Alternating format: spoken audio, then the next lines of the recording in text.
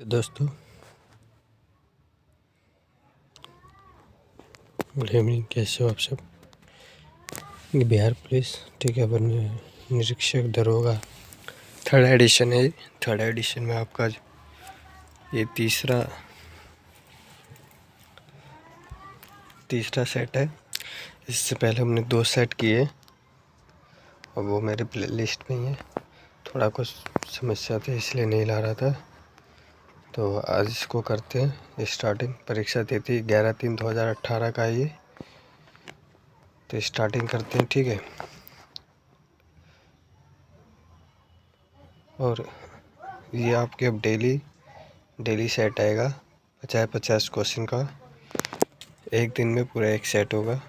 तो एक सेट आपका आएगा, एक सेट आपका सुबह 8 बजे आ जाएगा और एक सेट आपका शाम को, उसी का मतलब 50 क्वेश्चन सुबह 8 बजे और 50 क्वेश्चन 7 बजे।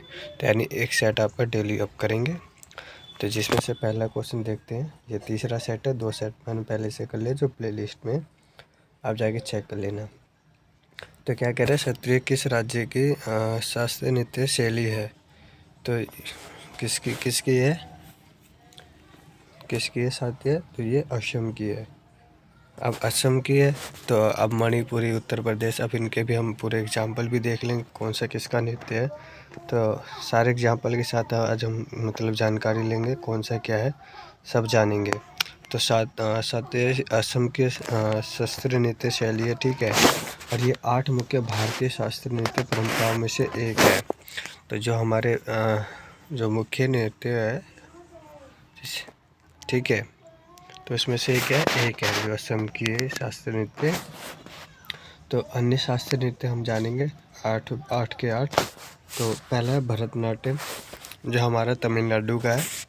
तो मुख्य रूप से दक्षिण भारत तमिलनाडु की शास्त्रीय नृत्य शैली है और इस नृत्य को सबसे प्राचीन नृत्य माना जाता है। क्या, सबसे प्राचीन नृत्य। और इस नृत्य को तमिलनाडु में देवदासियों द्वारा विकसित व प्रसारित किया गया था। किसके द्वारा, देवदासियों द्वारा। इसके कलाकार निम्न हैं। तब इनके कलाकार भी देखेंगे। तो इनके कलाकार कौन कौन से हैं, तो इनके कलाकार निम्न हैं। यामिनी कृष्णमूर्ति, सोनल मानसिंह, रुक्मणी देवी और मृणालिनी साराभाई, ठीक है। अब इसी में दूसरा देखते हैं कुचिपुड़ी। तो कुचिपुड़ी कहाँ का है, प्रसिद्ध नृत्य है। तो ये आंध्र प्रदेश का नृत्य प्रसिद्ध है, ठीक है। इसका इसका आधार भरत मुनि का नाट्य शास्त्र है। जो इसका आधार किसका है, तो भरत मुनि पे, ठीक है, नाट्य शास्त्र है। और इसके कलाकार का नाम क्या क्या है, तो इसके कलाकार का नाम यामिनी है, कृष्णमूर्ति, मतलब यामिनी कृष्णमूर्ति, लक्ष्मी नारायण शास्त्री, राधा रेड्डी और राजा रेड्डी। राजा रेड्डी।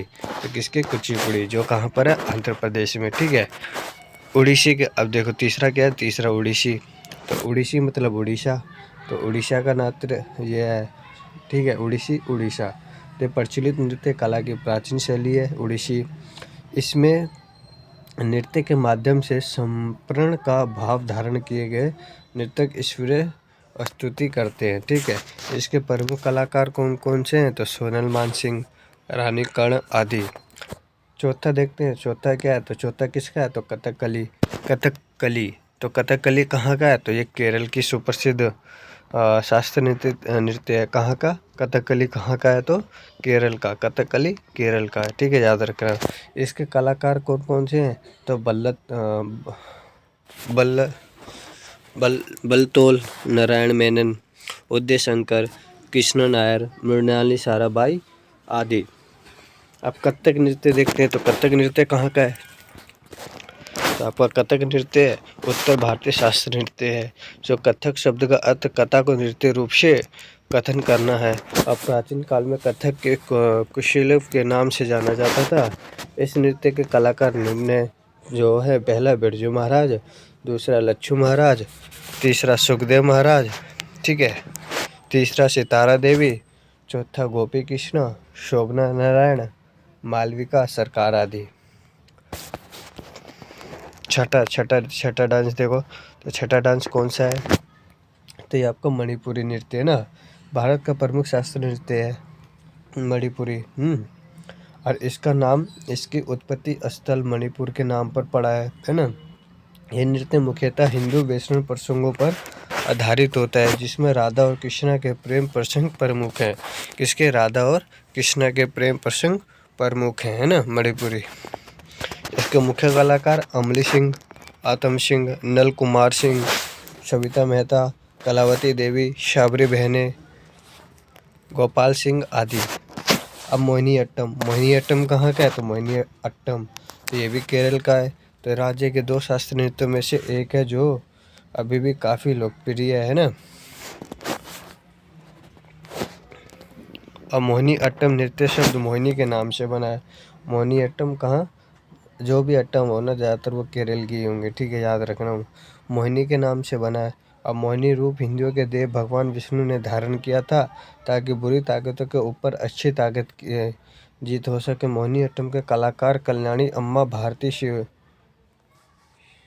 शिवाजी, रागिनी देवी और हेमा मालिनी श्रीदेवी आदि हैं, है ना, मोहिनीअट्टम के। और एक चीज़, और ये जो आठों के मतलब 8 डांस है, ये मैंने अपने उसमें भी पहले भी मैंने क्लास में करा रखे हैं, तो आप चेक कर लेना।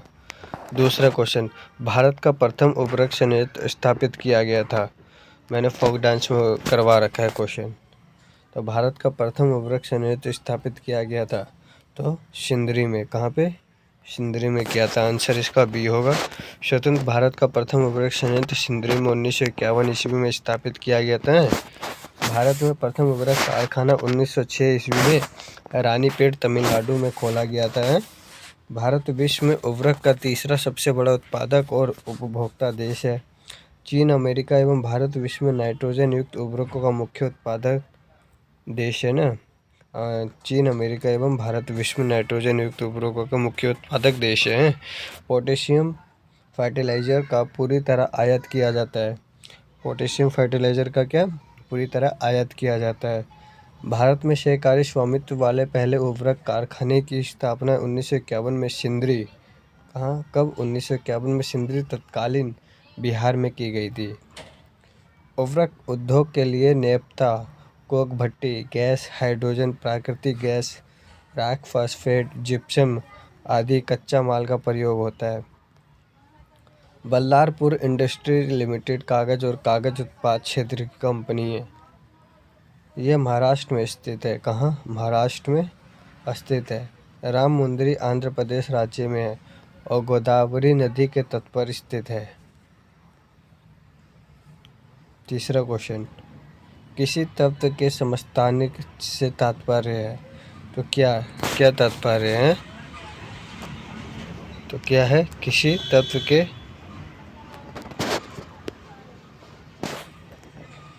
तो इसका आंसर हो जाएगा उस तत्व के वह परमाणु जिनके द्रव्यमान संख्या अलग अलग हो। जिनकी जो परमाणु संख्या होती है जो अलग अलग होती है, समस्थानिक से तात्पर्य है। तो तीसरे का आंसर ए हो जाएगा। ठीक है, बहुत अच्छे। उस तत्व के वह परमाणु जिनके द्रव्यमान संख्या अलग अलग हो, बता दिया था मैंने। तो समस्थानिक क्या होता है? तो तत्व के परमाणु जिनकी परमाणु संख्या समान किंतु द्रव्यमान संख्या असमान होते हैं, समस्थानिक कहलाते हैं। जैसे हाइड्रोजन के 3 समस्थानिक, प्रोटियम, ड्यूटेरियम और ट्राइडियम। हाइड्रोजन के समस्थानिक ट्राइटियम रेडियो सक्रियता का गुण प्रदर्शित करता है। सर्वाधिक समस्थानिक वाला तत्व पोलोनियम है जिसका 27 समस्थानिक होता है।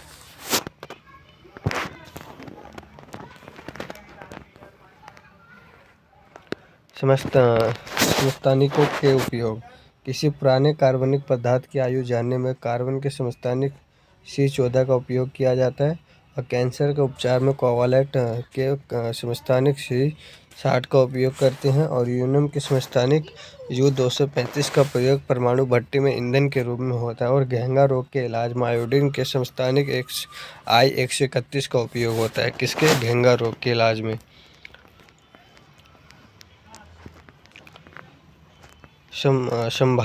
संभारिक के बारे में जानते हैं। इसी का ये, तो संभारिक क्या है? तो तत्व के परमाणु जिनकी द्रव्यमान संख्या समान किंतु परमाणु संख्या असमान होते हैं, संभारिक कहलाते हैं।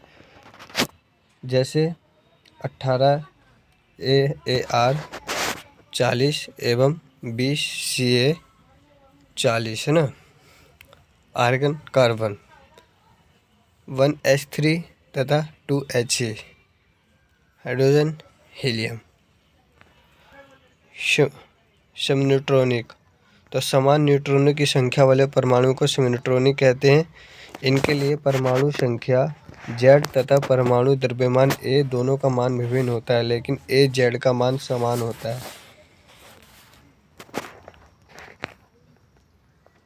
समान होगा, है ना। निम्नलिखित में से किस सिख गुरु ने गुरुमुखी लिपि की शुरुआत की है? तो गुरु अंगद देव ने। किन्होंने? गुरु अंगद देव। इसका आंसर ए होगा। गुरु अंगद देव ने गुरुमुखी लिपि की शुरुआत की थी। इन्होंने ही गुरु नानक द्वारा प्रारंभ की गई लंगर व्यवस्था को स्थायी बना दिया था, गुरु नानक जी ने।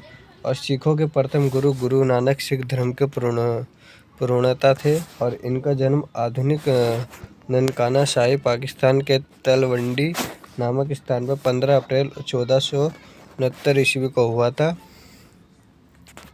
और सिख धर्म के 5वें गुरु अर्जुन देव थे। सिख धर्म के 5वें गुरु कौन थे? अर्जुन देव। और सच्चा बादशाह इनकी उपाधि थी। ये अकबर के समकालीन थे। 1589 ईस्वी में इन्होंने अमृतसर सोरावर के मध्य हरमंदिर साहिब का निर्माण किया था। और गुरु गोविंद सिंह सिखों के 10वें एवं अंतिम गुरु थे। कौन? गुरु गोविंद सिंह सिखों के 10वें एवं अंतिम गुरु थे और इनका जन्म बिहार के पटना में हुआ था। और 1699 ईस्वी में इन्होंने गुरु गोविंद सिंह की खालसा पंथ की स्थापना की थी। किन्होंने? तो गुरु गोविंद सिंह ने ना। और गुरु नानक सिख धर्म के संस्थापक थे। तो गुरु नानक किसके? तो सिख धर्म के संस्थापक थे। और गुरु अर्जुन देव आदि ग्रंथ की रचना, किसकी? आदि ग्रंथ की रचना की थी इन्होंने। चौथा क्वेश्चन हो गया। 5वां क्वेश्चन देखते हैं। निम्नलिखित वक्तव्यों पर विचार कर सही उत्तर का चयन कीजिए। तो कथन ए क्या कह रहा है? तो कथन ए कह रहा है हिमालय से निकलने वाली नदियाँ बारहमासी नदियाँ हैं। तो है। हिमालयी नदियों का उद्गम स्रोत हिमालयों में स्थित है। बिल्कुल है। तो इसका ऑप्शन देखते हैं। ए और आर दोनों सही है और आर ए की पुष्टि करता है। तो हिमालयी नदी उद्गम बिल्कुल करता है। तो इसका आंसर ए ही होगा। ठीक है। ए और आर दोनों ही सही है और आर ए की पुष्टि करता है, बिल्कुल करता है। भारतीय अपवाह तंत्र में अनेक छोटी बड़ी नदियाँ शामिल है और ये बड़ी भू आकृतियों की उद्विकास प्रक्रिया तथा वसरण की प्रकृति व लक्षणों के परिणाम स्वरूप उत्पन्न हुई है।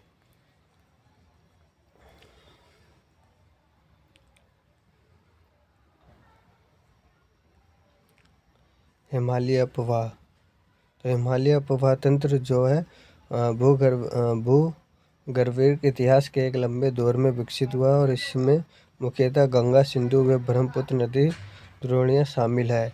और यहाँ की नदियाँ बारहमासी है क्योंकि यह बर्फ पिघलने व वसरण दोनों पर निर्भर है। ये नदियाँ गहरे महागड्ढों से गुजरती है जो हिमालय के उत्थान के साथ अपरदन क्रिया द्वारा निर्मित है।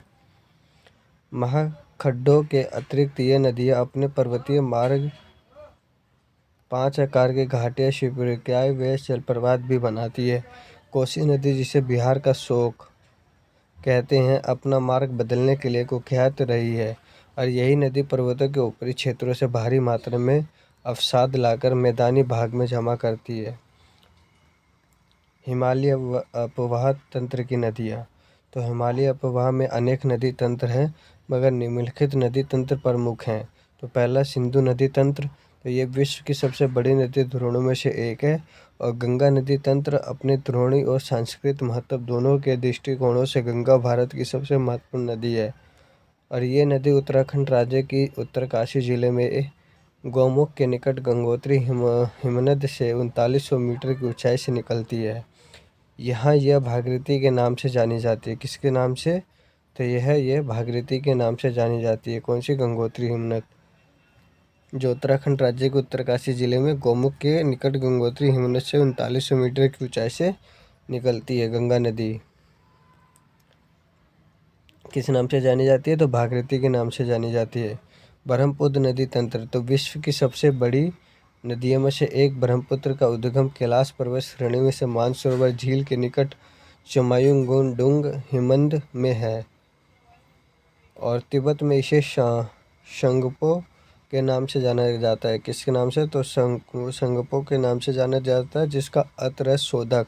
और अरुणाचल प्रदेश में इसे दियांग के नाम से जाना कहा जाता है। किसके नाम से? दियांग। ब्रह्मपुत्र नदी को है दियांग के, अरुणाचल प्रदेश में इसे दियांग के नाम से जाना जाता है।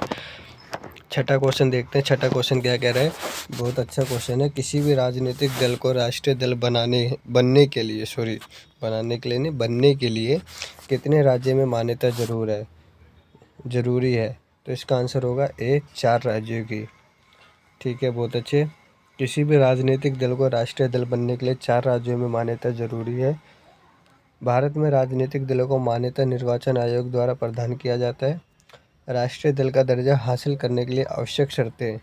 पहला, लोकसभा आम चुनाव अथवा राज्य विधानसभा चुनाव में किन्हीं 4 अथवा अधिक राज्यों में कुल डाले गए वैध मतों का 6% प्राप्त करना जरूरी होगा। ठीक है, जो भी है उसका 6% प्राप्त करना जरूरी है। और दूसरा क्या कह रहा है? तो इसके अलावा इसे किसी एक राज्य अथवा राज्य से विधानसभा की कम से कम 4 सीटें जीतनी होगी। तीसरा, लोकसभा में 2% सीटें हो और ये कम से कम 3 विभिन्न राज्यों में हासिल की गई हो।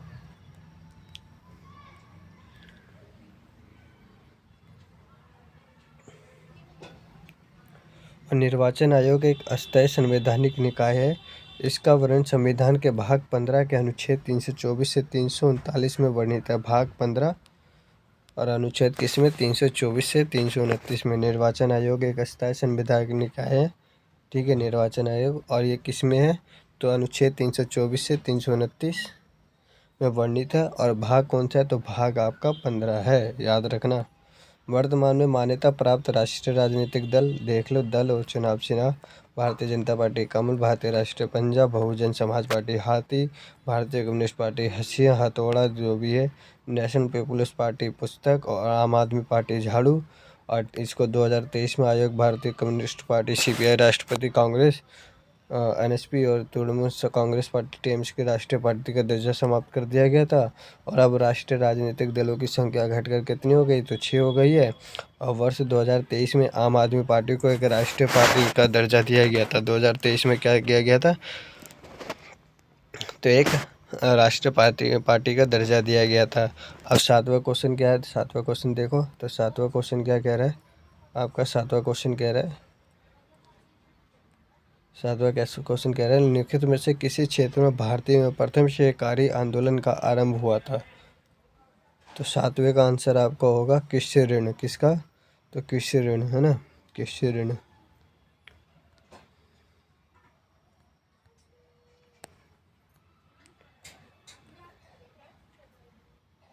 कृषि ऋण का किया गया था। तो भारत में पहली सहकारी आंदोलन ब्रिटिश शासन के दौरान कृषि ऋण के साथ आरंभ हुआ था। अब भारत में सहकारी आंदोलन का प्रारंभिक चरण कब? तो 1904 से 11 ईस्वी है। और वर्ष 1903 ईस्वी में समिति ने अपनी रिपोर्ट प्रस्तुत की तथा वर्ष 1904 ईस्वी में पहला सहकारी ऋण समिति अधिनियम पारित किया गया। और सहकारी आंदोलन का दूसरा चरण संशोधन चरण वर्ष 1912 से 1918 ईस्वी में सहकारी समिति अधिनियम 1912 अधिनियमित कर वर्ष 1904 अधिनियम के दोषों को दूर किया गया था। अगर क्लास अच्छी लग रही हो, वीडियो अच्छी लग रही है आपको, तो आप ज़रूर इसको लाइक करें, शेयर करें। शेयर करने के लिए भी नहीं बोला, आप सिर्फ लाइक कर दो। निम्बू बाजुको नामक बांध निम्नलिखित में से कौन सी नदी पर स्थित है? तो ये आपकी सिंधु नदी। कहाँ? सिंधु नदी। निम्बू बाजुको नामक बांध सिंधु नदी पर लद्दाख जम्मू कश्मीर में स्थित है। कहाँ? जम्मू कश्मीर। तो सिंधु नदी कहाँ पर है? सिंधु नदी पर लद्दाख जम्मू कश्मीर में स्थित है, जम्मू कश्मीर। और कोयना परियोजना कोयना नदी पर महाराष्ट्र में है। और यह महाराष्ट्र का सबसे बड़ा बांध है। कौन सा? कौन सा? कोयना परियोजना नदी पर महाराष्ट्र में है, कोयना नदी। और ये कोयना नदी का सबसे बड़ा बांध है और इससे 1920 मेगावाट बिजली उत्पादन होता है। कितना? 1920 मेगावाट बिजली उत्पादन होता है। और इसका निर्माण कब हुआ था? तो 1863 ईस्वी में हुआ था। और पेरियार मुल्ला पेरियार बांध पेरियार नदी पर केरल में स्थित एक गुरुत्वीय बांध है। और इस जलाशय के चारों ओर पेरियार राष्ट्रीय उद्यान है। भारत की कुछ नदी घाटी परियोजना निम्न है। अब इनके बारे में जानते हैं। तो भाखड़ा नागल परियोजना सतलज नदी पर भारत की सबसे बड़ी नदी घाटी परियोजना है। कौन सी? भाखड़ा नंगल। पोंग बांध परियोजना तो ब्यास नदी पर क्रियान्वित किया गया है। कहाँ? तो ब्यास नदी पर, और ये हिमाचल प्रदेश में स्थित है। कहाँ? हिमाचल प्रदेश में स्थित है। और उकाई परियोजना, ये परियोजना गुजरात में ताप्ती नदी पर है। और बाण सागर परियोजना जो सोन नदी पर स्थित है। कहाँ? सोन नदी पर। ठीक है, ठीक है। 8 क्वेश्चन हो गए ना। 9वां क्वेश्चन देखते हैं। तो किसी वस्तु की कीमत में वृद्धि से क्या अभिप्रेरित है? तो 9वां क्वेश्चन क्या कह रहा है? जो किसी वस्तु की कीमत में है तो उससे वृद्धि से क्या अभिप्रेरित है? तो मुद्रा के मूल्य में केवल मुद्रा के मूल्य में वृद्धि, या केवल मुद्रा के मूल्य में गिरावट, या केवल वस्तु के मूल्य में वृद्धि, या मुद्रा के मूल्य में गिरावट? तो इसका आंसर आपका डी होगा। क्या? डी, मुद्रा के मूल्य में गिरावट और वस्तु के मूल्य में वृद्धि। किसी वस्तु की कीमत में एग्जाम्पल देखो। तो क्या एग्जाम्पल क्या कह रहा है? किसी वस्तु की कीमत में वृद्धि मुद्रा के मूल्य में गिरावट और वस्तु के मूल्य में वृद्धि है। जब अर्थव्यवस्था में वस्तुएं एवं सेवाओं की आपूर्ति की अपेक्षा मुद्रा की आपूर्ति अधिक हो जाती है, अर्थात वस्तुएं व सेवाओं की आपूर्ति की अपेक्षा उसकी मांग अधिक होती है, तो कीमतें सतत रूप से बढ़ती है और मुद्रा का मूल्य घटता है, जिसे मुद्रास्फीति कहा जाता है। जब कीमतों के सामान्य स्तर में लगातार वृद्धि होने लगती है तो वह मुद्रास्फीति की अवस्था कहलाती है। मुद्रा की मूल्य वेग या क्रय शक्ति का कम होना या कमजोर होना मुद्रास्फीति की अवस्था है। निम्नलिखित में से कौन सी पार्टी या संगठन डॉक्टर अम्बेडकर द्वारा स्थापित नहीं किया गया था? तो दलित समाज शोषण मुक्ति मोर्चा मंच। 10वें का यही होगा। एग्जाम्पल देखते हैं। तो दलित समाज शोषण मुक्ति मोर्चा मंच की स्थापना डॉक्टर भीमराव अम्बेडकर द्वारा नहीं किया गया था। डॉक्टर भीमराव अम्बेडकर ने 1920 ईस्वी में the all India depressed class federation की स्थापना की थी। 1920 ईस्वी में किसकी? The all India depressed class federation की स्थापना की थी। और 1924 ईस्वी में बहिष्कृत हितकारिणी सभा की स्थापना किए थे और समाज समता संघ की स्थापना किए थे। और 1942 में अनुसूचित जाति परिसंघ की स्थापना किए थे। 1942 में अनुसूचित जाति परिसंघ की स्थापना किए थे। और भारतीय रिपब्लिकन पार्टी एवं बौद्ध महासभा की स्थापना किए थे। संस्थाएं और संघ बनाने का अधिकार किस प्रकार का अधिकार है? तो 11वें का आंसर आपका क्या होगा? तो 11वें का आंसर प्रत्येक व्यक्ति के लिए सुनिश्चित अधिकार या केवल नागरिकों के लिए सुनिश्चित स्वतंत्रता का अधिकार। तो आंसर आपका बी होगा। तो केवल नागरिकों के लिए सुनिश्चित स्वतंत्रता का अधिकार है।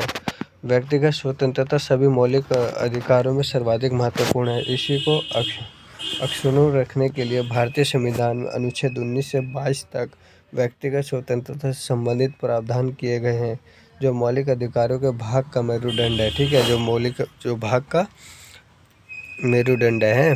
अनुच्छेद 19 में 6 तरह की स्वतंत्रता का अधिकार है। जो अपना अनुच्छेद 19 है ना, उसमें कितने तरह की स्वतंत्रता का अधिकार है? तो 6 तरह की, जो इस प्रकार हैं, जो हम अभी जानते हैं। तो अनुच्छेद 19A में क्या है? तो बोलने की स्वतंत्रता है, यानी प्रेस की स्वतंत्रता। बी में क्या है? यानी दूसरे में तो शांतिपूर्वक एकत्रित होने और सभा करने की स्वतंत्रता। ये हमारी मौलिक अधिकार जो है, स्वतंत्र अधिकार है, ये हमारे खुद के। तीसरा अनुच्छेद 19C में तो क्या है? संघ बनाने की स्वतंत्रता है। हम एक संघ बना सकते हैं, उसकी स्वतंत्रता है। डी में क्या है? तो डी में देखते हैं। तो अनुच्छेद 19D में है देश की किसी भी क्षेत्र में अवगमन की स्वतंत्रता, मतलब किसी भी देश क्षेत्र में अवगमन की स्वतंत्रता है। और अनुच्छेद ई में क्या है? तो अनुच्छेद ई में है देश के किसी भी क्षेत्र में निवास करने और बसने की स्वतंत्रता। और अनुच्छेद जी कोई भी व्यापार एवं जीविका चलाने की स्वतंत्रता। ठीक है, जो कोई भी हम व्यापार चला सकते हैं, जीविका चलाने की हमारे पास क्या है? इसकी स्वतंत्रता है। ठीक है, अब अनुच्छेद ए एफ रह गया ना, तो एफ जानते हैं, तो एफ यहाँ पर है, जो संपत्ति का अधिकार है हमारा, है ना। अब मूल संविधान में 7 प्रकार की स्वतंत्रता ये नोट करते हैं, ठीक है। तो अनुच्छेद 19 एफ में ये संपत्ति का अधिकार है जो हमारा, और ये किसके किसके द्वारा जोड़ा गया था? 44वां संविधान संशोधन 1978 के द्वारा हटा दिया गया था, तथा इसे अनुच्छेद 300 का के अंतर्गत एक कानूनी अधिकार के रूप में रखा गया।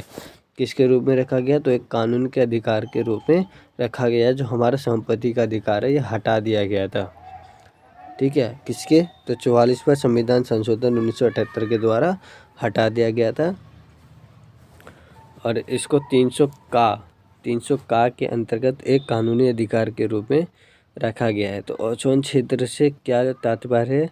तो ओजोन छिद्र से आपका क्या तात्पर्य है?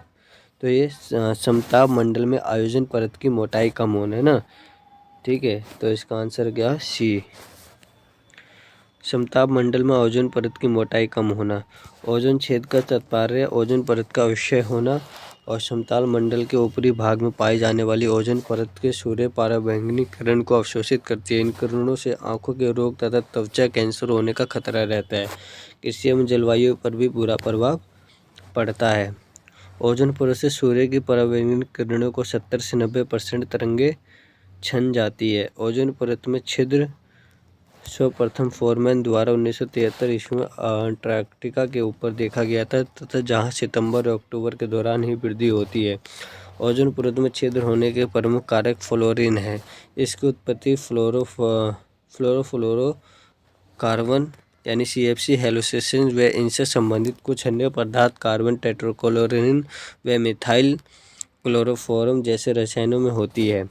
ओजोन में बढ़ते छिद्र को रोकने के लिए 1987 ईस्वी में मॉन्ट्रियल कनाडा में एक अंतर्राष्ट्रीय सम्मेलन आयोजित किया गया था। संयुक्त राष्ट्र संघ दिवस कब मनाया जाता है? तो संयुक्त राष्ट्र संघ दिवस कब मनाया जाता है? तो ये आपका 24 अक्टूबर को मनाया जाता है। इसके कुछ एग्जाम्पल देख लो। तो संयुक्त राष्ट्र संघ की स्थापना 24 अक्टूबर 1945 ईस्वी को हुई थी। कब? 24 अक्टूबर 1945 ईस्वी को हुई थी, और इस कारण संयुक्त राष्ट्र संघ दिवस 24 अक्टूबर को मनाया जाता है। और संयुक्त राष्ट्र संघ का मुख्यालय कहाँ पर है? तो न्यूयॉर्क में है। और संयुक्त राष्ट्र संघ के कार्य करने की भाषा कितनी है? तो 2 है, अंग्रेजी और फ्रांस। और 4 भाषाएं जिन्हें राष्ट्र संघ की मान्यता प्राप्त है। तो पहला चीनी है, दूसरा रसायन, तीसरा अरबी, और चौथा स्पेनिश है। संयुक्त राष्ट्र संघ के अंग कितने? तो इसके 6 अंग हैं, जो इस प्रकार हैं। पहला महासभा, दूसरा सुरक्षा परिषद, तीसरा आर्थिक एवं सामाजिक परिषद, और चौथा परन्यास परिषद, पांचवा अंतर्राष्ट्रीय न्यायालय, और छठा सचिवालय। तो वर्तमान में संयुक्त राष्ट्र महासभा के 17वें अध्यक्ष कौन से हैं? तो कसाबा कोरसी हंगरी के। संयुक्त राष्ट्र संघ के वर्तमान महासचिव कौन सी है?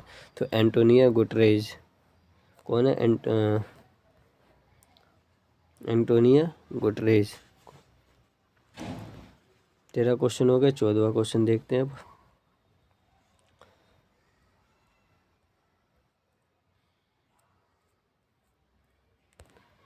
सूची 1 को सूची 2 के साथ सम्मिलित कीजिए ना। अब यहाँ पे देखो सम्मिलित करना है। तो सूची 1 को सूची 2 के साथ सम्मिलित करना है। तो इंद्रावती आपका छत्तीसगढ़, पोरियर आपका केरल, सेमिलीपाल उड़ीसा, बंदीपुर कर्नाटक, है ना। हाँ ठीक है। तो इसका आंसर क्या है? पहले का 4, यहाँ पे देखते हैं ना। ए का 4, बी का 3, सी का 2, पहले का 4, बी का 3, तीसरे का 2, बंदीपुर कर्नाटक। तो इसका आंसर सी। इसका आंसर क्या होगा? सी, है ना। ठीक है। पहले का छत्तीसगढ़, ठीक है, दूसरे का आपका केरल, तीसरे का आपका उड़ीसा, और चौथे का आपका कर्नाटक। पेरियार अभयारण्य पेरियार राष्ट्रीय उद्यान केरल के इडुक्की में स्थित है। एक महत्वपूर्ण बाघ और हाथी आरक्षित क्षेत्र है। और इंद्रावती राष्ट्रीय उद्यान भारत के छत्तीसगढ़ राज्य के बीजापुर जिले में स्थित है और एक राष्ट्रीय उद्यान है। 1983 ईस्वी में इसे टाइगर रिजर्व घोषित की गई थी। किसे? 1983 में इसे टाइगर रिजर्व की घोषित की गई थी, इंद्रावती राष्ट्रीय उद्यान। और शिमलीपाल राष्ट्रीय उद्यान भारत के उड़ीसा राज्य के मयूरभंज जिले में स्थित है, एक राष्ट्रीय उद्यान है तथा ये एक हाथी अभयारण्य भी है। क्या है? एक हाथी अभयारण्य भी है। बांदीपुर राष्ट्रीय उद्यान दक्षिण भारत के कर्नाटक राज्य में स्थित है और ये प्रोजेक्ट टाइगर के तहत सन 1974 ईस्वी में एक टाइगर रिजर्व के रूप में स्थापित किया गया था। इसमें सूक्ष्म पर्णपाती वन प्रमुख हैं। भारत का प्रथम राष्ट्रीय उद्यान जिम कॉर्बेट राष्ट्रीय पार्क है। कौन सा? जिम कॉर्बेट राष्ट्रीय पार्क है जो उत्तराखंड में स्थित है। कहाँ? उत्तराखंड में। और वर्तमान में वर्ष 2021 से इसका नया का नाम रामगंगा नेशनल पार्क किया जाना प्रस्तावित है। तो 2021 से इसका क्या नाम, नया नाम है? तो रामगंगा नेशनल पार्क किया गया है। और देश का सबसे ज़्यादा राष्ट्रीय उद्यान मध्य प्रदेश में है। सबसे ज़्यादा राष्ट्रीय उद्यान कहाँ पर है? तो मध्य प्रदेश, जिसे हम एमपी कहते हैं। मध्य प्रदेश को टाइगर स्टेट भी कहा जाता है। तो टाइगर स्टेट किसे कहा जाता है? तो एमपी को। और भारत का सबसे बड़ा बाघ अभयारण्य नागार्जुन सागर श्रीशैलम आंध्र प्रदेश में स्थित है। भारत का सबसे बड़ा बाघ अभयारण्य नागार्जुन सागर श्रीशैलम आंध्र प्रदेश में स्थित है। और विश्व का एकमात्र तैरता हुआ राष्ट्रीय पार्क कौन सा है? तो केबुल लामजाओ। कौन सा? जो राष्ट्रीय पार्क मणिपुर राज्य में स्थित है। कौन सा है? विश्व में एकमात्र तैरता हुआ राष्ट्रीय पार्क केबुल लामजाओ राष्ट्रीय पार्क कहाँ पर है? तो मणिपुर में है। और भारत में कुल 54 टाइगर रिजर्व है। भारत में कुल कितने टाइगर रिजर्व है? तो 54 है। भारत के 14 बाघ अभयारण्यों का वैश्विक संरक्षण मानकों की मान्यता जुलाई 2021 में मिली है। और भारत में 5 अक्टूबर 2023 तक की स्थिति के अनुसार 54 टाइगर रिजर्व हैं। और 54वां टाइगर रिजर्व कौन सा है? तो वीरांगना दुर्गावती टाइगर रिजर्व मध्य प्रदेश। कौन सा? 54वां कौन सा है? तो वीरांगना दुर्गावती टाइगर रिजर्व। 15वां क्वेश्चन देखते हैं तो क्या कह रहा है? कौन सा संयंत्र तरल पदार्थों के विशिष्ट गुरुत्व को मापता है? ग्रेविमीटर, हाइग्रोमीटर, हाइड्रोमीटर या हिप्सोमीटर। तो 15वां का आंसर आपका क्या होगा? तो 15 का आंसर आपका बी होगा। बहुत अच्छे। 15 का आंसर हाइड्रोमीटर, जो द्रव्यमान को मापता है, के द्वारा किसी द्रव्य का अवशेषित घनत्व मापा जाता है। इसमें इसे द्रव्यों का अवशेष गुरुत्व निकाला जाता है। और हाइग्रोमीटर के द्वारा वायुमंडलीय आर्द्रता को मापा जाता है। और हिप्सोमीटर के द्वारा समुद्र तल से ऊंचाई ज्ञात किया जाता है। ग्रेविमीटर एक वैज्ञानिक उपकरण है। इसके द्वारा पानी की सतह पर तेल की उपस्थिति ज्ञात की जाती है। 16वां क्वेश्चन देखते हैं। सूची 1 तथा सूची 2 के साथ सम्मिलित कीजिए। तो 16 का आंसर आपका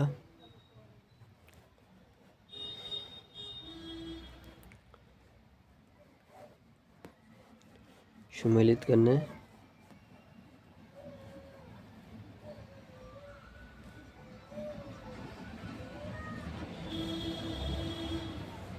जिसमें आपका आंसर ए हो जाएगा।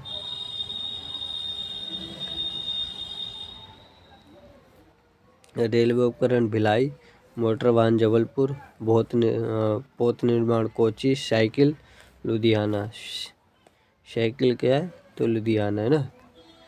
पोत निर्माण स्थल कोचीन यानी कोची इस अरब सागर की रानी के लोकप्रिय नाम से जाना जाता है। और बेमनाड कायल के मुहाने पर स्थित कोची पतन की एक प्राकृतिक पतन है। और इस पूरब का वेनिस कहा जाने वाला यह बंदरगाह केरल के मालाबार तट के वेलिंगटन द्वीप पर स्थित है। और इस बंदरगाह के निकट एक जलयान निर्माण साल व पेट्रोलियम शोधन स्थापित की गई है।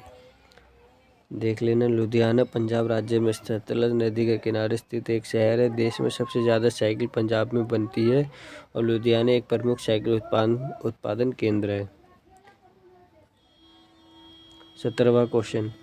पौधे मिट्टी में घुले हुए नाइट्रोजन को अवशोषित करते हैं तथा उन्हें परिवर्तित कर देते हैं। तो परिवर्तित कर देते हैं कौन? तो मुक्त नाइट्रोजन यूरिया में, या फिर आपका अमोनिया में, या फिर प्रोटीन में। तो इसका आंसर क्या होगा? डी प्रोटीन में। तो पेड़ पौधे मिट्टी में नाइट्रोजन नाइट्रेशन के रूप में ग्रहण करता है तथा उन्हें प्रोटीन में परिवर्तित कर देते हैं। नाइट्रोजन की थोड़ी मात्रा विभिन्न नाइट्रोजन के रूप में पाई जाती है। जंतु तथा वनस्पति में प्रोटीन के रूप में पाई जाती है। नाइट्रोजन वायुमंडल का सबसे प्रमुख गैस है। और वायुमंडल में 78% भाग नाइट्रोजन होता है। भाग कितना होता है 78%। तो नाइट्रोजन संयुक्त अवस्था में ये soda, ammonia, ammonium chloride, urea आदि में पाई जाती है। और यूरिया NH2 CONH2 ये एक कार्बनिक यौगिक है और ये स्तनपायी और सरीसृप प्राणियों के सूत्र में पाया जाता है। और इसका उपयोग कृषि में नाइट्रोजन युक्त रासायनिक खाद के रूप में मिट्टी को उर्वर शक्ति बढ़ाने के लिए किया जाता है। और अमोनिया एक तीक्ष्ण गंध वाली रंगीन गैस है। ये हवा से हल्की होती है। इसका आणविक सूत्र NH3 होता है और अमोनिया का उपयोग रासायनिक खादों को बनाना में होता है। हवा में परागण को कहते हैं। तो जो हवा में परागण है उसको क्या कहते हैं? तो शुभगमन या फिर आपका कीट या वायु। तो आपका आंसर वायु परागण। पौधे के हवा द्वारा परागण को वायु परागण कहते हैं। पौधे में प्रजनन अंग मुख्यतः पुष्प होते हैं और प्रत्येक पुष्प में मुख्य रूप से 4 भाग पाए जाते हैं: बाह्यपुंज, दलपुंज, पुंमंग तथा जायांग है। और पुष्प के पुंमंग और जायांग प्रजनन क्रिया में भाग लेते हैं। इन्हें आवश्यक अंग कहा जाता है, इसे ही जननांग कहा जाता है। और पुंमंग पुष्प का नर युग्मक तथा जायांग में मादा युग्मक बनते हैं। 19वां क्वेश्चन देखते हैं।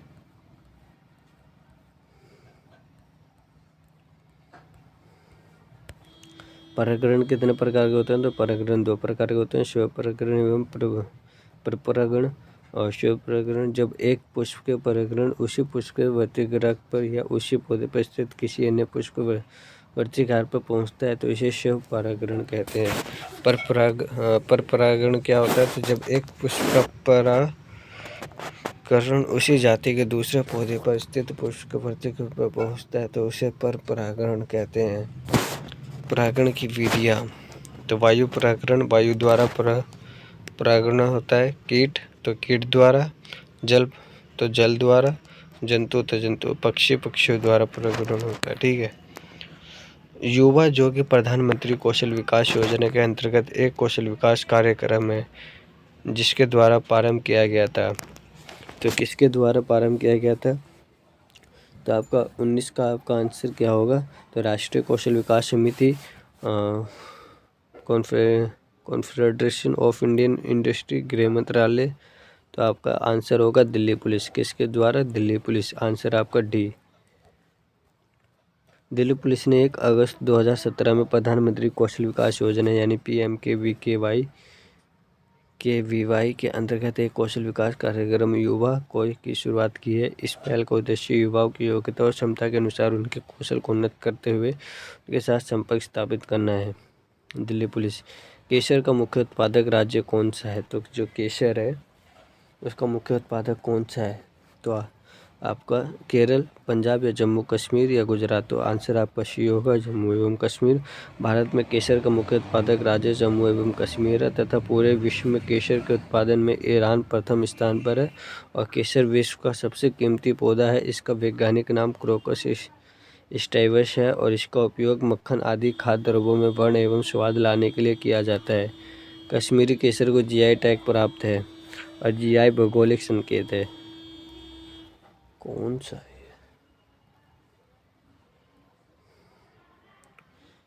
21वां। जल शोधन का कौन सा तरीका सूक्ष्म जीवों को नष्ट नहीं करता है?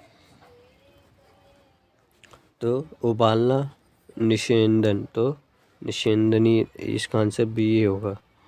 निषेधन प्रक्रिया के द्वारा जल में मौजूद सूक्ष्म जीवों को नष्ट नहीं किया जाता है। और जल शुद्ध करने के प्रमुख उपाय विधियाँ निम्न है: RO सिस्टम और UV रेडिएशन सिस्टम। ठीक है, देख लेना यहाँ पर है RO system, UV radiation system और क्लोरीनेशन। जल को उबालने के लिए, जल को उबालने से जल के अधिकांश कीटाणु नष्ट हो जाता है। ठीक है, ये सब पता ही है आपको, परंतु इस विधि द्वारा केवल सीमित मात्रा में ही जल को शुद्ध किया जा सकता है। ठीक है ना। NaCl का पूरा नाम क्या है? बहुत अच्छा क्वेश्चन है, आता भी है कभी कभार NaCl का। तो 22वें का आंसर आपका क्या होगा? तो नेशनल सेफ्टी डिपॉजिटरी लिमिटेड या नेशनल सिक्योरिटी डेवलपमेंट लिमिटेड या नेचुरल सेफ्टी डेवलपमेंट लिमिटेड या नेशनल सिक्योरिटी डिपॉजिटरी लिमिटेड। तो इसका आंसर आपका डी होगा, national securities depository depository limited,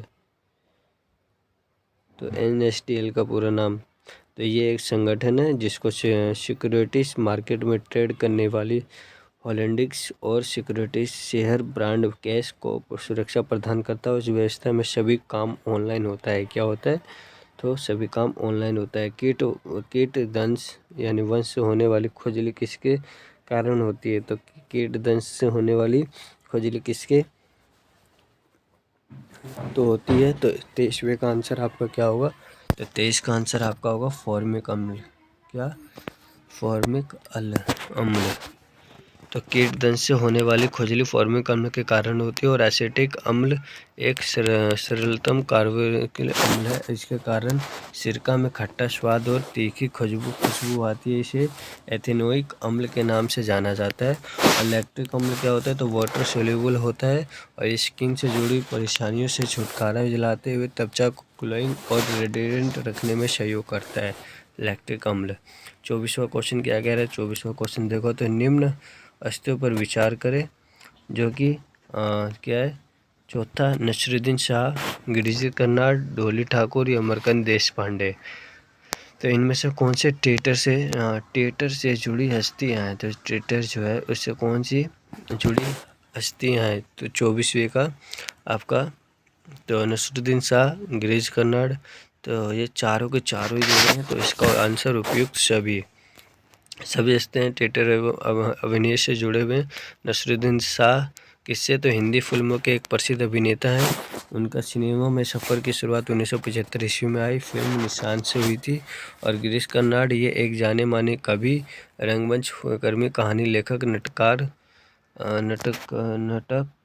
film निर्देशक और फिल्म अभिनेता हैं। और गिरीश कर्नाड को 1994 ईस्वी में साहित्य अकादमी पुरस्कार, 1998 ईस्वी में ज्ञानपीठ पुरस्कार के अलावा पद्म श्री और पद्म भूषण से सम्मानित किया जा चुका है। किनको? गिरीश कर्नाड को, है ना। और देखते हैं इनके। अब मर्कंड देशपांडे, तो मर्कंड देशपांडे हिंदी फिल्म के एक अभिनेता हैं और इनके प्रमुख फिल्म कौन सी है? तो रिस्क है। जो रिस्क 2007 ईस्वी में, डरना ज़रूरी है 2006 ईस्वी में है। और डोली ठाकुर ये भारतीय फिल्मों की एक प्रमुख कलाकार थी जिन्होंने अपने फिल्मी करियर की शुरुआत रिचर्ड एटनबर्ग की गांधी 1982 ईस्वी से कास्टिंग डायरेक्टर और यूनिट प्रचारक के रूप में किए थे। महात्मा गांधी राष्ट्रीय समुद्री उद्यान कहाँ स्थित है? तो 25 का आंसर आपका क्या होगा?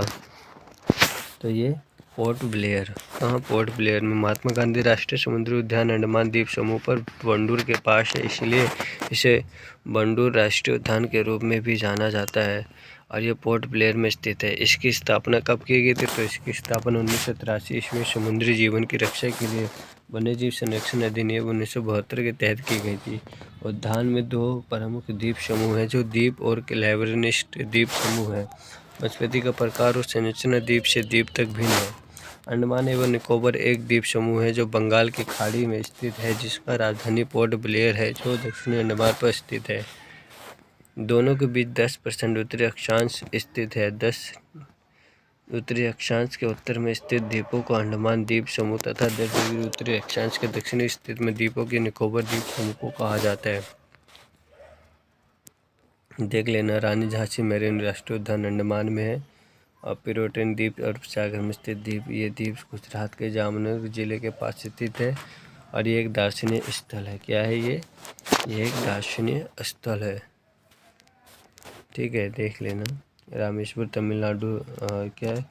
रामेश्वर तमिलनाडु राज्य में स्थित एक शांत शहर है और यह कारामती पम्बन द्वीप का हिस्सा है। ये शहर पम्बन चैनल के माध्यम से देश के अन्य भाग से जुड़ा हुआ है। अंडमान निकोबार द्वीप समूह में सेंटिनलीज जनजाति पाई जाती है। कुछ नहीं में से कुछ का सर्जन किस नियम के विरुद्ध है? तो 26 का आंसर क्या होगा आपका? तो 26 का आंसर आपका होगा नियत अनुपात, द्रव्यमान ऊर्जा का संरक्षण, गुणित अनुपात या समझो द्रव्यमान ऊर्जा का संरक्षण। कुछ नहीं में से कुछ का निर्माण कुछ नहीं में से कुछ नहीं आता नियम के विरुद्ध है, अर्थात ऊर्जा का संरक्षण जो ये बताता है कि एक पृथक तंत्र की कुल ऊर्जा परिवर्तित नहीं हो सकती। आइंस्टीन ने बताया कि द्रव्यमान और ऊर्जा दो अलग अलग स्वरूप नहीं है, इसे एक दूसरे में परिवर्तित किया जा सकता है। द्रव्यमान ऊर्जा अनुपात के अनुसार द्रव्यमान को ऊर्जा में और ऊर्जा को पुनः द्रव्यमान में परिवर्तित किया जा सकता है। ऊर्जा को ना तो उत्पन्न किया जा सकता है और ना ही नष्ट किया जा सकता है, ये केवल एक रूप से दूसरे रूप में परिवर्तित किया जा सकता है। भूमध्य रेखा निम्नलिखित में से किस देश से होकर नहीं गुजरती है? जो भूमध्य रेखा है इनमें से तो किस देश से होकर नहीं गुजरती है? तो केन्या, मैक्सिको, इंडोनेशिया, ब्राज़ील। तो मैक्सिको से होकर नहीं गुजरती। मैक्सिको उत्तरी अमेरिका में स्थित एक देश है जहाँ से भूमध्य रेखा नहीं गुजरती है। 0 अक्षांश पर खींची रेखा भूमध्य रेखा विषुवत रेखा कहलाती है और 21 मार्च और 23 सितंबर को सूर्य की किरणें भूमध्य रेखा पर चमकती है और विषुवत रेखा निम्न देशों से होकर गुजरती है, जो Ecuador, Colombia, Brazil, Gabon, Congo, गणराज्य, लोकतांत्रिक खांगो गणराज्य, Uganda, Kenya, Somalia, Maldives, Indonesia तथा किरिबाती है। भूमध्य रेखा 3 महाद्वीप से होकर गुजरती है। तो भूमध्य रेखा पर एशिया महाद्वीप के देश हैं जो मालदीव, इंडोनेशिया, किरिबाती है। भूमध्य रेखा पर स्थित अफ्रीका महाद्वीप के देश हैं जो Somalia, Kenya, Sao Tomé and Principe, Congo गणराज्य, लोकतांत्रिक कांगो गणराज्य, गैबोन, युगांडा है। भूमध्य रेखा पर दक्षिणी अमेरिका के देश हैं जो ब्राज़ील, कोलंबिया और इक्वाडोर है।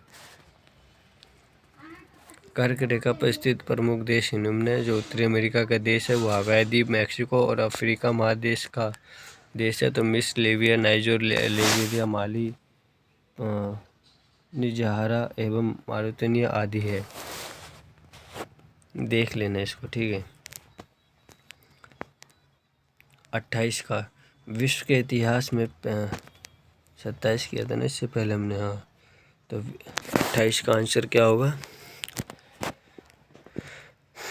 तो 28 का आंसर विश्व के इतिहास में पहली परमाणु आपदा कब हुई थी? तो 16 अगस्त 1945।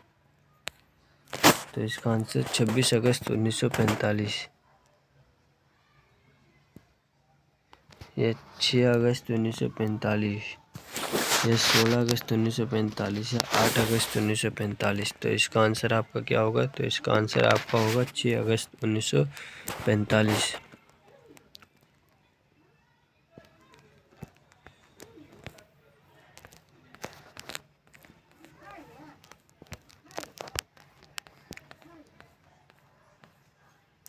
विश्व के इतिहास में पहली परमाणु आपदा कब हुई थी? तो 6 अगस्त 1945 ईस्वी को हुई थी। अमेरिका के द्वारा जापान के हिरोशिमा शहर पर की गई थी तथा 9 अगस्त 1945 ईस्वी को नागासाकी जापान पर दूसरी बार परमाणु बम गिराया गया।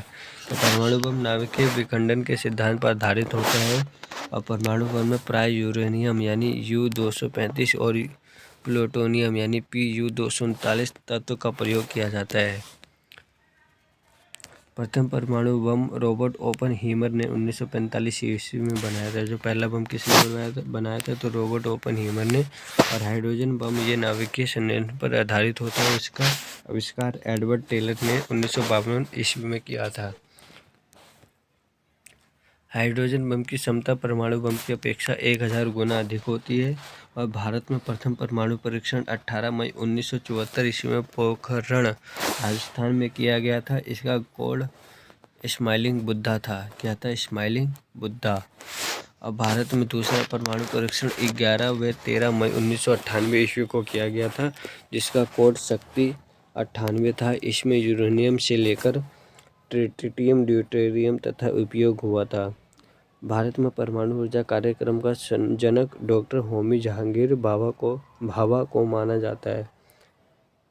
भारत का प्रथम अनुसंधान रिएक्टर अप्सरा वार्क को 1956 ईस्वी में स्थापित किया गया था। सूर्य पर ऊर्जा का निर्माण नाभिकीय संलयन अभिक्रिया के द्वारा उत्पन्न होता है। 29 हस्तांतरण मूल्य का संबंध निम्न में से किससे है? तो 29 का आंसर आपका क्या होगा? तो सामान्य दबाव के मूल्य निर्धारण से, सरकार के बजट से या कर एवं लेखांकन से। तो इसका आंसर क्या होगा? आंसर इसका सी होगा, कर एवं लेखांकन से। तो हस्तांतरण मूल्य कराधान और लेखांकन में प्रयोग किया जाता है हस्तांतरण कीमत इस प्रकार एक मूल्य स्वतंत्रता उद्यमियों के बीच लेन देन की कीमतों को संदर्भित करता है और ये वस्तुओं के हस्तांतरण, सेवा और प्रौद्योगिकी के बीच जुड़े मूल्य को निरूपित करता है। 30वें का तो भारत के किस राज्य में सर्वाधिक सिंचाई ट्यूबवेल द्वारा की जाती है? तो उत्तर प्रदेश। किसके? उत्तर प्रदेश। भारत में उत्तर प्रदेश राज्य में ट्यूबवेल नलकूपों द्वारा सिंचाई होती है। भारत में मुख्य रूप से सिंचाई के 4 प्रकार साधन है। कितने? 4 प्रकार के साधन है।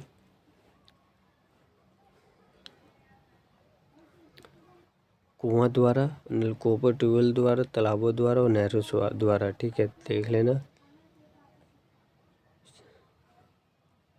बिहार में सिंचाई के साधन तो वही नहर, नलकूप, तालाब एवं कुआं। बिहार में नहरों से कुल सिंचित भूमि की 47% भाग सिंचित होता है और नलकूपों द्वारा कुल सिंचित भूमि का लगभग 61.39% भाग पर सिंचाई की जाती है और तालाब एवं अन्य से 11.14 भाग सिंचित होता है।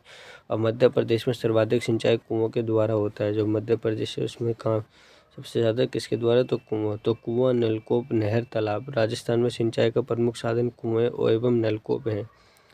तो गौतम बुद्ध के संवादों की भाषा क्या थी? जो गौतम बुद्ध थे उनके संवादों की भाषा क्या थी?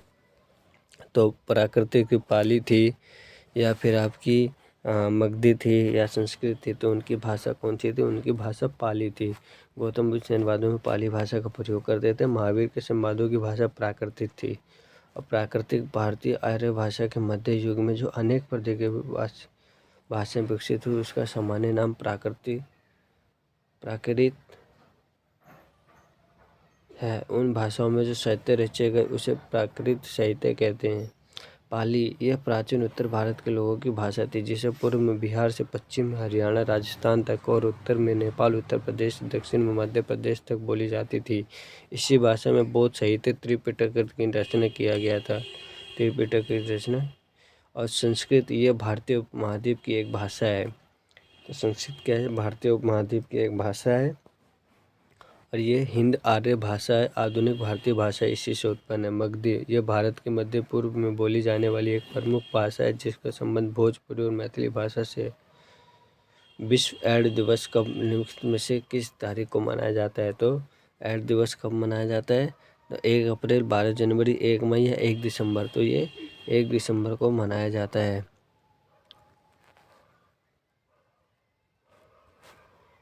32 का आंसर 1 दिसंबर को मनाया जाता है। अब इसमें देखते हैं। अब देखो इसमें कुछ दिवस हैं जिसको हम जानेंगे। तो 1 दिसंबर को क्या मनाया जाता है? तो विश्व एड्स दिवस के रूप में मनाया जाता है। 1 मई को विश्व मजदूर दिवस, 1 मई तो मजदूर दिवस। 10 जनवरी हिंदी दिवस। 12 जनवरी भारतीय युवा दिवस। 12 जनवरी को क्या मनाया जाता है? तो भारतीय युवा दिवस। 15 जनवरी तो 15 जनवरी को थल सेना दिवस। 15 जनवरी को थल सेना दिवस मनाया जाता है। और 28 फरवरी को राष्ट्रीय विज्ञान दिवस। तो 28 फरवरी को क्या? राष्ट्रीय विज्ञान दिवस। 12 अगस्त को अंतर्राष्ट्रीय युवा दिवस। 29 अगस्त को राष्ट्रीय खेल दिवस। और 14 सितंबर को राष्ट्रीय हिंदी दिवस ना। 14 सितंबर राष्ट्रीय हिंदी दिवस। विश्व एड्स दिवस मनाने का उद्देश्य था एड्स के बारे में हर उम्र के लोगों के बीच जागरूकता बढ़ाना। और सबसे पहले विश्व एड्स दिवस का वैश्विक स्तर पर मनाने का शुरुआत WHO द्वारा 1988 ईस्वी में हुई थी। किसके द्वारा? WHO वर्ल्ड हेल्थ ऑर्गेनाइजेशन के द्वारा किया गया था। 1988 ईस्वी में हुई थी। और निम्नलिखित में से 33वां क्वेश्चन 33 देखते हैं। तो निम्नलिखित में से कौन सा रक्षा मंत्रालय का विभाग है? तो रक्षा विभाग तो विभाग है, ये देखना है। तो पहला रक्षा विभाग, रक्षा अनुसंधान एवं विकास विभाग, या रक्षा उत्पादन विभाग, या रक्षा एवं वित्त विभाग। तो इसमें A, B और C, तो यानी रक्षा विभाग या A और B या B, C और D या केवल A। तो इसका आंसर आपका B होगा। तो A, B और ये C। तो रक्षा मंत्रालय के अंतर्गत निम्न विभाग आते हैं: रक्षा विभाग, रक्षा उत्पादक विभाग और भूतपूर्व सैनिक कल्याण विभाग, रक्षा अनुसंधान तथा विकास विभाग, 5वां सैन्य कार्य विभाग इत्यादि से मिलकर बनता है रक्षा विभाग। अब ये देख लेना, ठीक है। ये विभाग रक्षा उत्पादक विभाग, रक्षा अनुसंधान तथा विकास विभाग, भूतपूर्व सैनिक कल्याण विभाग। वर्तमान में भारत के रक्षा मंत्री कौन है? तो श्री राजनाथ सिंह है ना, ये देख लेना। 34वां क्वेश्चन क्या कह रहा है? तो 34वां क्वेश्चन आपका कह रहा है कि निम्नलिखित में से किस शहर में बांग्लादेश द्वारा नया कूटनीतिक केंद्र डिप्लोमेटिक स्टेशन खोला गया है? तो चेन्नई। कौन सा? चेन्नई। तो बांग्लादेश द्वारा अपना नया कूटनीतिक केंद्र चेन्नई में खोलने की घोषणा 7 अगस्त 2017 ईस्वी को की गई थी ना। फुटबॉल में ध्यानचंद पुरस्कार 2017 से किसे सम्मानित किया गया था?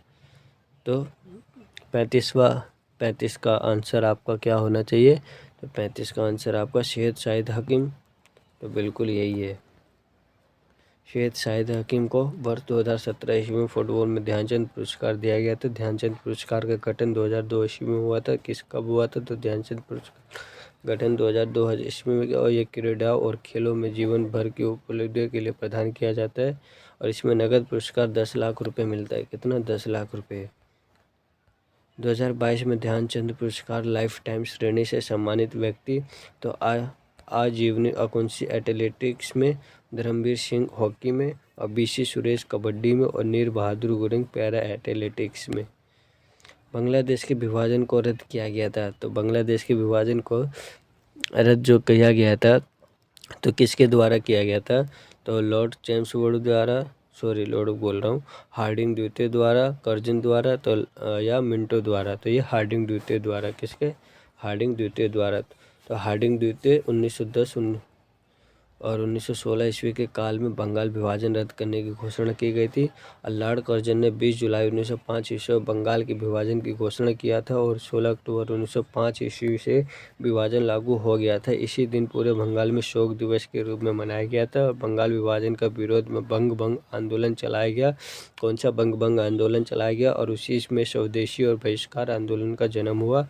और 6 मई 1910 ईस्वी को जॉर्ज पंचम इंग्लैंड के सम्राट बने। उनके सम्मान में 12 दिसंबर 1911 ईस्वी को दिल्ली में एक राज दरबार का आयोजन किया गया है। कब? 12 दिसंबर 1911 ईस्वी को दिल्ली में एक राज दरबार आयोजन किया गया, और वायसराय हार्डिंग द्वितीय ने सम्राट की ओर से बंगाल विभाजन रद्द करने की घोषणा की थी। उसने हार्डिंग द्वितीय ने। और इसी समय 1911 ईस्वी में भारत की राजधानी कलकत्ता से हटाकर दिल्ली बनाने की घोषणा की गई, जिसे 1912 ईस्वी में मूर्त रूप दिया गया। कब? 1912 में इसको पूरा कर दिया गया था। और जेम्स वर्ड के बारे में भी पढ़ लेते हैं। तो 1916 से ईस्वी तक भारत का वायसराय पद पर रहे थे। ठीक है, 1916 से 21 ईस्वी तक भारत का वायसराय रहा था। और 1916 ईस्वी में लखनऊ में कांग्रेस और मुस्लिम लीग के अधिवेशन साथ साथ हुए थे। इसी समय कांग्रेस और मुस्लिम लीग में राजनीतिक समझौता हुआ, जिसे लखनऊ पैक्ट भी कहते हैं। क्या? जिसे लखनऊ पैक्ट भी कहते हैं। और इसी अध्यक्षता R.C. मजूमदार ने की थी। बाल गंगाधर तिलक एवं एनी बेसेंट ने होम रूल लीग की स्थापना की थी। बाल गंगाधर होम रूल की स्थापना किसने? तो बाल गंगाधर तिलक एवं एनी बेसेंट ने की थी।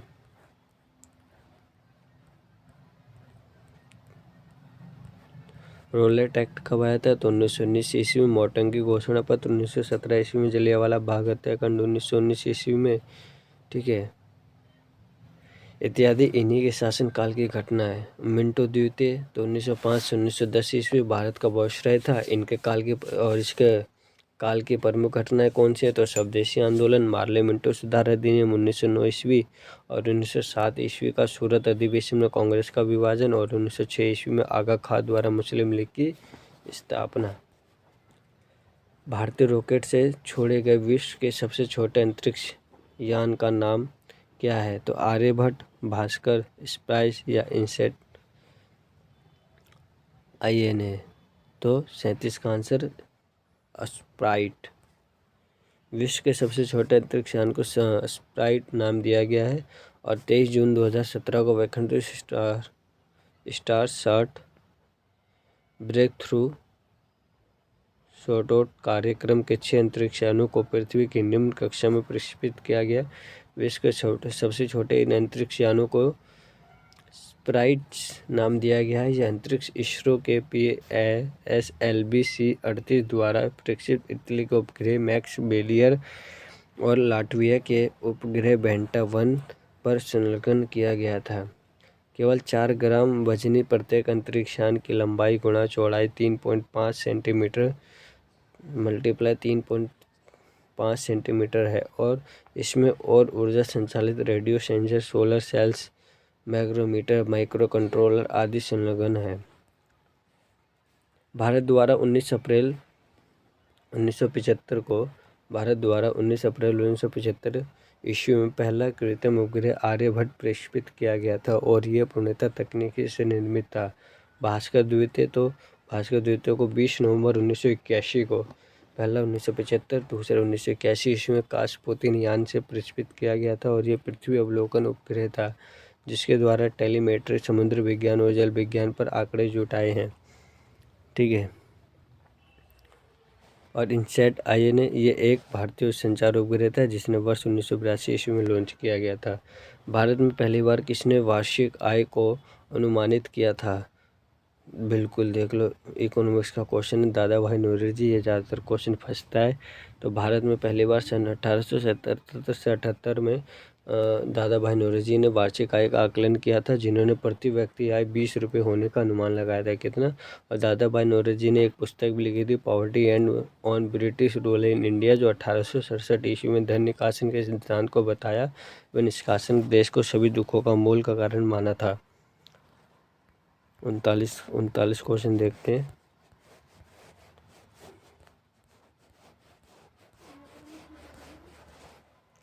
एनी बेसेंट आध्यात्मिक टेस्ट विश्व महिला अधिकारियों की समर्थन लेखक, वक्ता, भारत प्रेमी महिला थी। वर्ष 1917 ईस्वी में एनी बेसेंट ने कांग्रेस के कलकत्ता अधिवेशन की अध्यक्षता की थी। और जवाहरलाल नेहरू वर्ष 1929 ईस्वी में भारतीय राष्ट्रीय कांग्रेस के लाहौर सत्र का अध्यक्ष चुने गए थे। 39 फ्रंटियर गांधी किसे कहा जाता है? जो फ्रंटियर गांधी किसे कहा जाता है? तो 39 का आंसर आपका राजीव गांधी, खान अब्दुल गफ्फार खान, या लियाकत अली खान, या राम मनोहर लोहिया। तो लियाकत अली खान को कहा जाता है। खान अब्दुल गफ्फार खान को फ्रंटियर गांधी, सीमांत गांधी उपनाम से जाना जाता है। व्यक्ति अब देखते हैं व्यक्ति नाम और उपनाम। तो भगत सिंह को किस नाम से जाना जाता है? तो शहीद आजम। भगत सिंह को शहीद आजम, वल्लभ भाई पटेल तो लोहा पुरुष सरदार, रविंद्रनाथ टैगोर गुरुदेव, लाला लाजपत राय पंजाब केसरी लाला जी, महात्मा गांधी राष्ट्रपिता, Sarojini Naidu Bharat Kokila, nightingale of India, Shri Krishna Sinha को बिहार केसरी, है ना, अनुग्रह नारायण सिन्हा को बिहार भूपति, राजेंद्र प्रसाद को देश रजन, अशाशत्रु चित्तरंजन दास को देशबंधु, बाल गंगाधर तिलक को लोकमान्य, जयप्रकाश नारायण को लोकनायक, राजीव गांधी भारत के 7वें प्रधानमंत्री थे।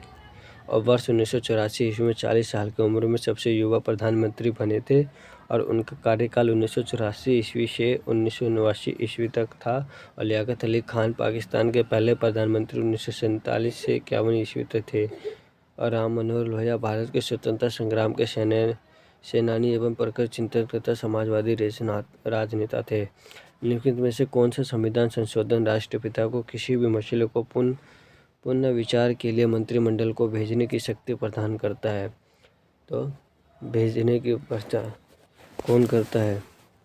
तो 39वां 40वां का आंसर आपका, या आपका 42वां या 44वां? तो 40वें का आंसर आपका 44वां, 40 का आंसर आपका 44वां होगा। ठीक है। 44वां संविधान संशोधन राष्ट्रपिता को किसी भी मसले को पुनः विचार के लिए मंत्रिमंडल को भेजने की शक्ति प्रदान करता है ना। और अनुच्छेद 74 में राष्ट्रपति को यह अधिकार दिया गया है कि वे मंत्रिमंडल की सलाह को एक बार पुनः विचार के लिए वापस देख सके ना। 41वां देखते हैं।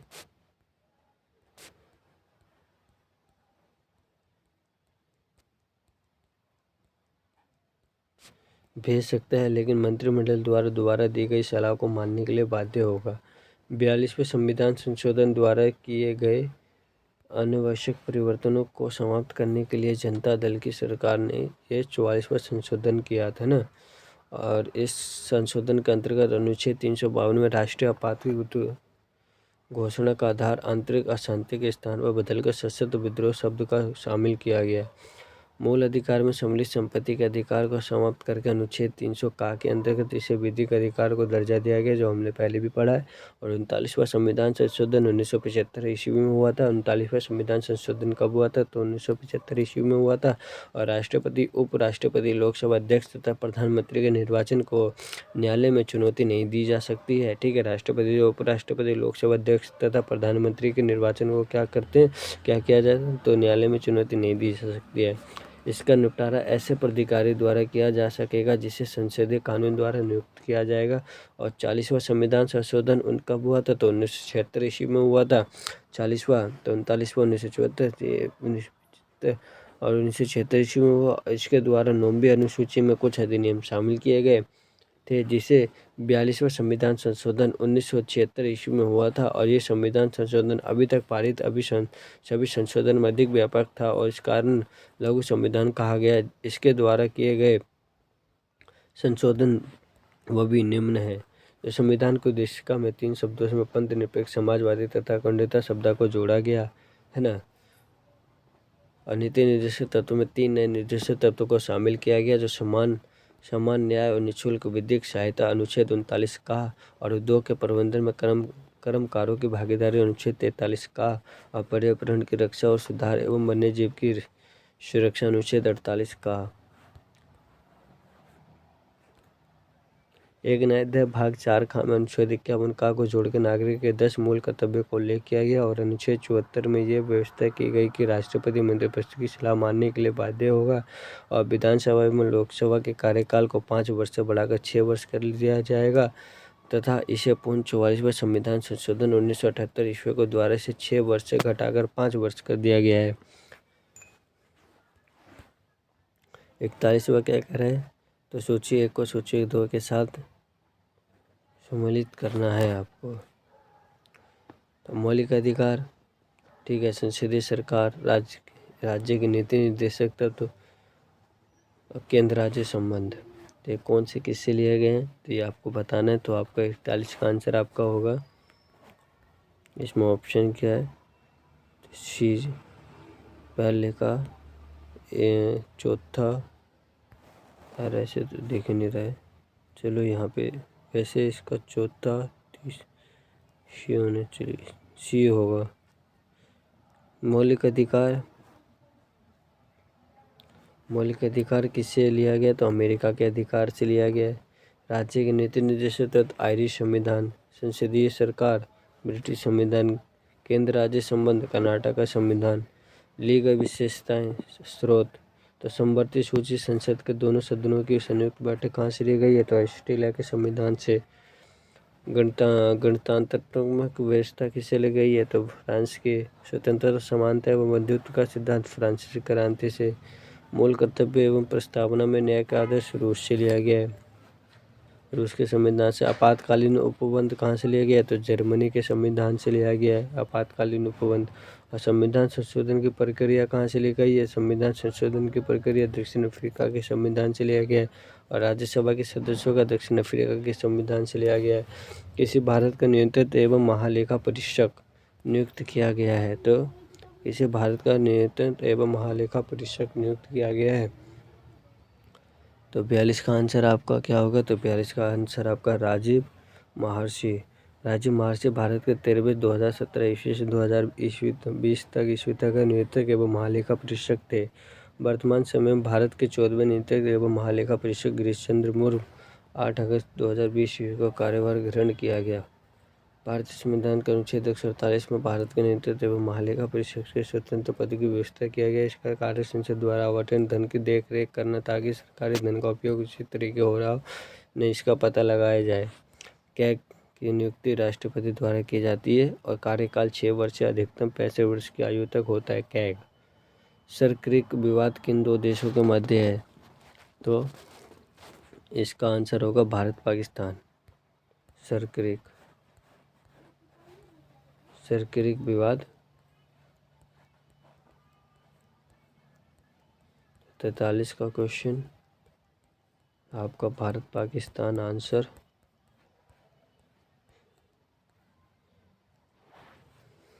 देख लेना, ठीक है।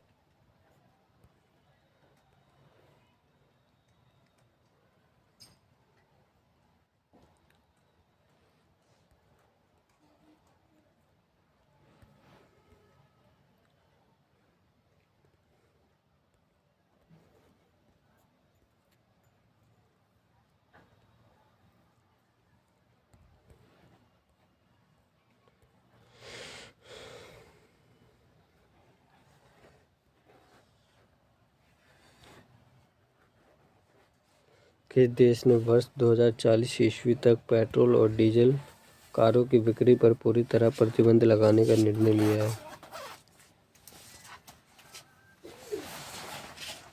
तो फ्रांस ने जीवाश्म ईंधन से चलने वाली गाड़ियों पर प्रतिबंध की घोषणा किया था कि 2040 तक पेट्रोल और डीजल की वाहनों की बिक्री बंद होनी चाहिए। तो फ्रांस। निम्नलिखित में से कौन सा मोबाइल ऐप केंद्रीय ग्रामीण विकास मंत्रालय द्वारा सड़कों के रखरखाव हेतु बनाया गया है? तो 45 का आंसर आपका क्या होगा? तो 45 का आंसर आरंभ।